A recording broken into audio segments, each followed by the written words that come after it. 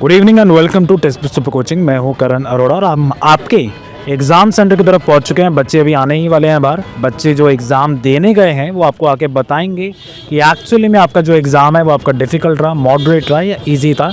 Paper 1 paper 2 दोनों का analysis आपको देखने को मिल जाएगा टेस्ट बुक सुपर कोचिंग के यूट्यूब चैनल के ऊपर, जिसके अंदर आप देखोगे कि आपका पेपर कैसा रहा प्लस आपके मेमोरी बेस्ड जो क्वेश्चन है वो आपके कैसे रही। आइए फटाफट बच्चों से पूछते हैं कि आपका जो एग्ज़ाम है वो कैसा गया। अक्षय गोस्वामी। अक्षय गोस्वामी, कैसा रहा पेपर आपका? पेपर अच्छा रहा। कौन सी यूनिट से आए थे पेपर? पेपर काफ़ी मिक्स मैच था। किसी एक ने डोमिनेट नहीं किया और जनरली सर पेपर थोड़ा जूरिस टॉट की तरफ ज़्यादा झुकाव था पेपर का, बट ओवरऑल ठीक था। इन्वायरमेंट लॉ कैसा था? एनवायरमेंट से क्वेश्चन थे, एनजीटी के ऊपर 2-3 क्वेश्चन थे और एनवायरमेंट से ज़्यादा नहीं था, एनजीटी के ऊपर था थोड़ा सा। और साथ ही साथ कन्वेंशंस बहुत थी, क्रोनोलॉजिकल ऑर्डर वगैरह वगैरह काफ़ी ज़्यादा। ऑलमोस्ट आपके हिसाब से कितने होंगे क्रोनोलॉजी वाले questions? Chronology I think more than 10। 10 से ज़्यादा क्रोनोलॉजी के क्वेश्चंस थे। केस लॉज क्रोनोलॉजिकल या फिर डिफरेंट ऑथर्स ने या फिर जूरिस्प्रूडेंस में क्रोनोलॉजी वगैरह वगैरह इस तरीके की काफ़ी क्वेश्चन थे। अगर हम केस लॉज की बात करें तो केस लॉज में कॉन्स्टिट्यूशन ज़्यादा था, commercial law?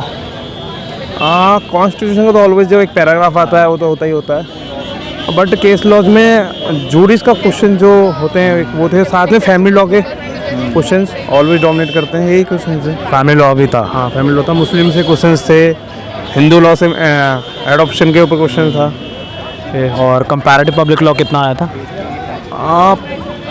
Public interest law में से क्वेश्चंस थे। अच्छा, जो सबसे मेजर रहता है कि बीएनएस से क्वेश्चन आया था क्या? बीएनएस से क्वेश्चन नहीं आया था, बीएनएस का एक रिलेवेंट सेक्शन मेंशन हुआ था। अच्छा।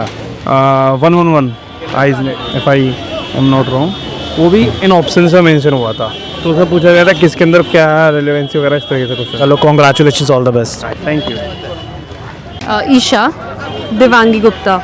कैसा रहा पेपर ठीक था, मॉडरेट था पेपर, आपका? इजी टू मीडियम, वही मॉडरेट। कौन सी यूनिट से सबसे ज़्यादा आए होंगे? इंटरनेशनल लॉ, कॉन्स्टिट्यूशन, कॉन्ट्रैक्ट, इनसे ज़्यादा थे और जूरिस्प्रूडेंस, इनसे टॉपिक्स ज़्यादा थे। मैंने सुना 10 से ज़्यादा आपके क्रोनोलॉजी वाले क्वेश्चंस थे। हाँ, क्रोनोलॉजिकल और मैचिंग सबसे ज़्यादा थी। उसमें डील करने में प्रॉब्लम तो नहीं हुआ? नहीं, हो गया था, बट क्रोनोलॉजिकल वाले में थोड़ा सा रहा डिफ़िकल्ट। अच्छा, क्या लग रहा है कि हो जाएगा क्लियर? लेट्स से रिजल्ट पे डिपेंड करता है, और पेपर तो मॉडरेट था तो may be obviously range high जाएगी एक्सपेक्टेशंस कट ऑफ की। सिर्फ मॉडरेट आएगा तो कट ऑफ तो थोड़ा ऊपर जाएगा ही। और आपका कैसा लग रहा है? कट ऑफ थोड़ी हाई जाएगी, वही मॉडरेट रिजल्ट देखते हैं अब क्या है। जेआरएफ या नेट?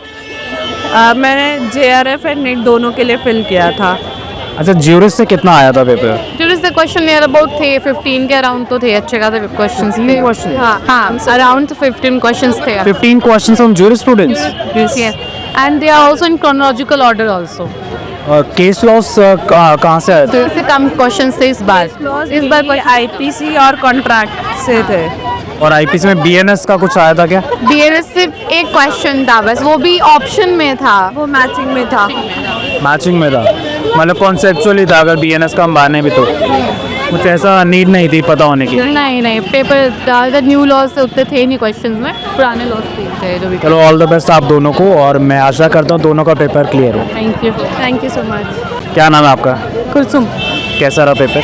पेपर ठीक था, पेपर लेवल मुझे इजी टू मॉडरेट लगा। रिपीटेड क्वेश्चंस मुझे उतने नहीं देखे, बट कुछ इंटरनेशनल लॉ से काफ़ी डिटेल क्वेश्चन पूछे थे। जैसे लेबर कोड से एक क्वेश्चन था, उसको क्रोनोलॉजी में अरेंज करने को दिया था। क्रोनोलॉजी वाले क्वेश्चंस थे इस बार। मैंने सुना जूरिस्प्रूडेंस से बहुत पेपर आया था, बट मुझे इजी लगा जूरिस्प्रूडेंस। मुझे ध्यान नहीं है कि मैंने कितना मतलब कितने क्वेश्चंस थे, बट मुझे जूरिस्प्रूडेंस इजी लगा। और बाकी अगर हम कॉन्स्टिट्यूशन कमर्शियल लॉ की बात करें तो उससे कितना आया था? पिछली बार भी दिया था मैंने नेट, तो उस बार मेरा नेट क्लियर था, तो मैंने इस बार जेआरएफ के लिए दिया था, तो मुझे वो वाला पेपर कंपैरेटिवली टफ लगा। मुझे उसमें सोगा और ये आईटी लॉ वगैरह के ज़्यादा क्वेश्चंस लगे as compare to this time. और क्रोनोलॉजी वाले 10 के आसपास क्वेश्चंस आए? हाँ जी 10 के। और इजी थे टैकल करना या थोड़ा सा टफ था वो? नहीं, ठीक था, मतलब मुझे तो इजी टू मॉडरेट लगा पेपर, और जो क्वेश्चंस नहीं भी आ रहे थे वो आप ऑप्शन से बना सकते। कोई ऐसा क्वेश्चन जो आउट ऑफ द वे आया हो? मुझे नहीं लगा। हाँ, मुझे इंटरनेशनल लॉ के क्वेश्चंस लगे थोड़े से कि वो बहुत ही ज़्यादा डेप्थ में जा कर के उन्होंने पूछा था, जो जनरली हम लोग नहीं पढ़ते हैं। मतलब अगर पढ़ रखा हो तो क्लियर होना आसान है। हाँ जी पढ़। Thank you. क्वेश्चन देखे टैकल करना आसान था? हाँ, ऑप्शंस अगर एक बार आप क्लिक कर जाओ कि अच्छा 2 नहीं है तो 50-50, तो उसमें आप टैकल कर सकते हो क्वेश्चन, वैसा क्वेश्चन था। चलो कॉन्ग्रेचुलेशन आपको। वैसे पेपर कैसा, इजी मॉडरेट?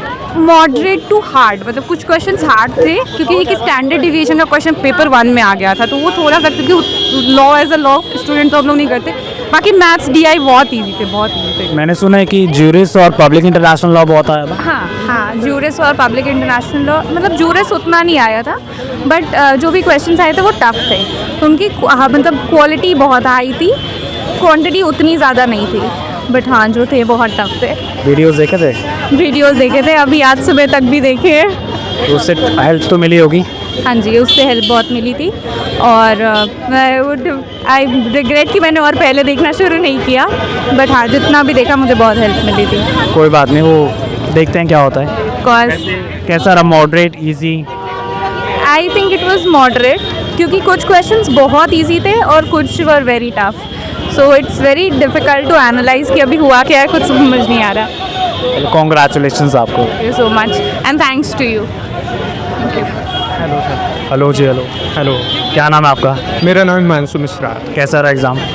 एग्ज़ाम तो ठीक रहा, जैसे पहले कॉन्स्टिट्यूशन में केस लॉ सीक्वेंस में आते थे, इस बार देखने को बिल्कुल नहीं मिला। और बाकी इंटरनेशनल और जूरिस्प्रूडेंस की बात करें तो मतलब ठीक था, मतलब टफ नहीं कह सकते, लेकिन मॉडरेट था। टैकल हो सकता था? हाँ, हो सकता था, ठीक था। अगर पढ़ाई कर रहे हो तो आराम से टैकल हो सकता था। बिल्कुल बिल्कुल बिल्कुल, जो रेगुलर कॉलेज में अगर अच्छे से भी पढ़ाई किया तो वो कर सकता है। असर्शन रीजनिंग वाले क्वेश्चन आए थे क्या? हाँ, रीजनिंग वाला था, वो टफ लगा मुझे पर्सनली, और ठीक था, मतलब अगर दिमाग लगाए तो कर सकते। अगर मैं मैच दी फॉलोइंग की बात करूं तो उसके अंदर कौन सा आपको लगा, कौन सा यूनिट से आए होंगे क्वेश्चन? मैच द फॉलोइंग में वैसे सेल्स ऑफ गुड्स से भी क्वेश्चन आए थे, सेक्शन से आए थे, और IPC में भी सीक्वेंस आए थे। सेक्शन तो नहीं था, लेकिन वैसे सीक्वेंस में दे रखा था। क्या चैप्टर्स का?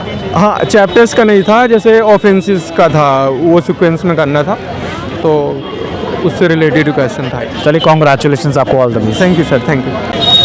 तो ये हैं लॉ के स्टूडेंट्स। लॉ का एग्जामिनेशन आज हो चुका है और यूजीसी एग्जामिनेशन संपन्न हो चुके हैं। तो लॉ के बारे में जानते हैं कि लॉ का एग्जामिनेशन कैसा आया। सर कैसा? नहीं, अभी जो बच्चों के रिस्पॉन्स है मुझे देखने को मिल रहा है, तो अभी तो इजी टू मॉडरेट कह रहे हैं, ऐसा नहीं कह रहे कि बहुत मुश्किल आया था, बहुत इजी आया था, लेकिन अभी खैर आपके सारे से हो रहे हैं।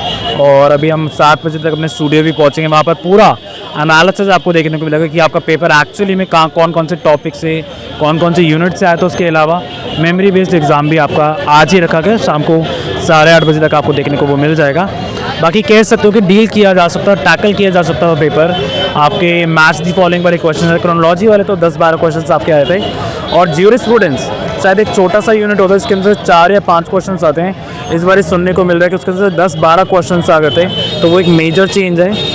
हो सकता है कि एग्जामिनर ने पता नहीं दिमाग लगाया या नहीं लगाया, हाँ ट्रिक खेला बच्चों के साथ कि ये छोटी यूनिट है तो इस छोटी यूनिट से ज़्यादा क्वेश्चन दे दो, तो हो सकता है बच्चा फंस जाए।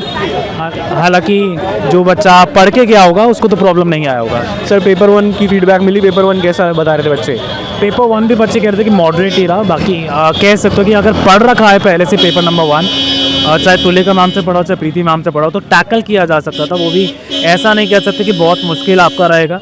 हाँ, जिसने नहीं पढ़ाई करी है बिल्कुल भी और सिर्फ लॉ के बेसिस पे गया है, उसको तो ऑफ कोर्स मुश्किल लगेगा ही आपका पेपर नंबर 1। ठीक है सर, तो एंड करते हैं यहाँ पे लॉ का, और यूजीसी नेट एग्जामिनेशन यहाँ पे एंड हो गए। सर लास्ट कमेंट लॉ के बारे में, जो जून 2025 के स्टूडेंट्स हैं उनके लिए। नहीं, अब तो मुझे लगता है कि जो भी बच्चा पेपर देने गया होगा अब तो पेपर देख चुका होगा।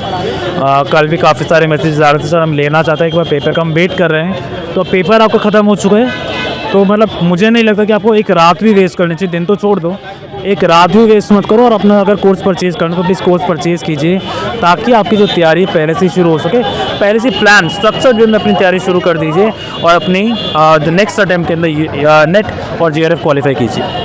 चलिए, तो thank you very much everyone. So यहाँ आपकी यूजीसी नेट एग्जामिनेशन संपन्न होते हैं, ख़त्म होते हैं। अब हम मिलेंगे जून के अंदर, जून 2025 को। Bye bye everyone.